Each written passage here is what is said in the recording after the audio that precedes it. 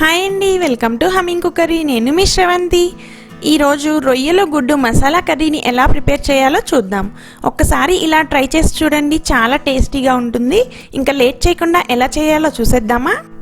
ఇప్పుడు ప్రాసెస్ చూద్దాం.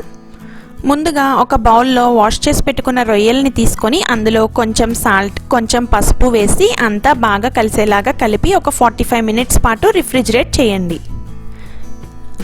ఈలోపు మిక్సీ జార్లో కట్ చేసి పెట్టుకున్న 3 ఉల్లిపాయలు, కొంచెం అల్లం, వెల్లుల్లిపాయలు, అలాగే 2 నుంచి 3 పచ్చిమిర్చి వేసి మధ్యలో వాటర్ యాడ్ చేసుకుంటూ పేస్ట్ లాగా గ్రైండ్ చేయండి.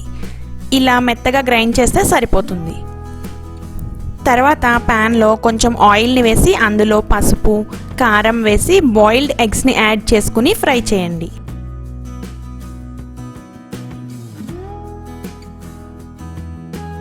ఫ్రై అయ్యాక ఒక బౌల్లోకి తీసుకుని పక్కన పెట్టండి.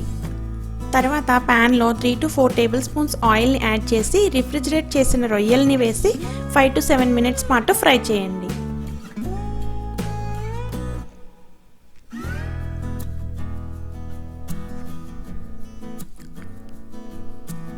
ఇలా ఫ్రై అయిన వాటిని బౌల్లోకి తీసి పక్కన పెట్టండి.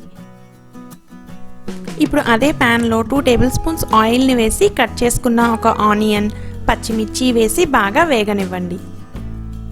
ఆనియన్స్ ఫ్రై అయ్యాక గ్రైండ్ చేసి పెట్టుకున్న పేస్ట్ని కూడా వేసి పచ్చివాసన పోయేంత వరకు ఫ్రై చేయండి. ఇది ఫ్రై అవ్వడానికి 10 నిమిషాలు టైం పడుతుంది. లో ఫ్లేమ్లోనే ఫ్రై చేయండి.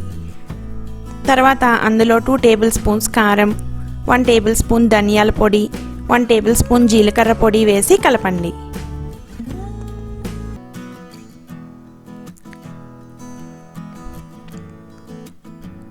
ఇప్పుడు అందులో వాటర్ని యాడ్ చేసి కలపండి.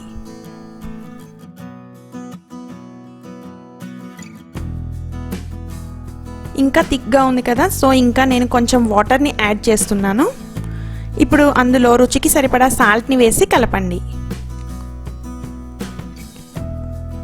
వాటర్ బాయిల్ అవుతున్నప్పుడు వేయించి పెట్టుకున్న గుడ్లు, అలాగే రొయ్యల్ని కూడా వేసి కలపండి.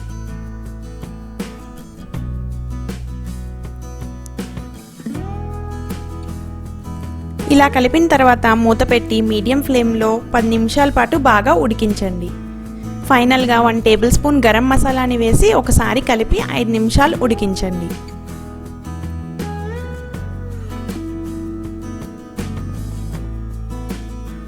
ఈ కన్సిస్టెన్సీ వస్తే సరిపోతుంది. స్టవ్ ఆఫ్ చేసేయండి. అంతే, వేడి వేడి రొయ్యల గుడ్డు మసాలా కర్రీ రెడీ. ఇక్కడైతే స్మెల్ అదిరిపోయింది. మరి ఈ గుమగుమలు మీ ఇంట్లో కూడా రావాలంటే తప్పకుండా ట్రై చేసి ఎలా వచ్చిందో నాకు కామెంట్స్లో చెప్పండి. ఈ వీడియో మీకు నచ్చినట్లయితే లైక్ చేసి, షేర్ చేసి, సబ్స్క్రైబ్ చేయండి. అలాగే మర్చిపోకుండా నోటిఫికేషన్స్ కోసం పక్కనే ఉన్న బెల్ ఐకాన్ని క్లిక్ చేయండి. మళ్ళీ ఇంకో రెసిపీతో నెక్స్ట్ వీడియోలో కలుద్దాం.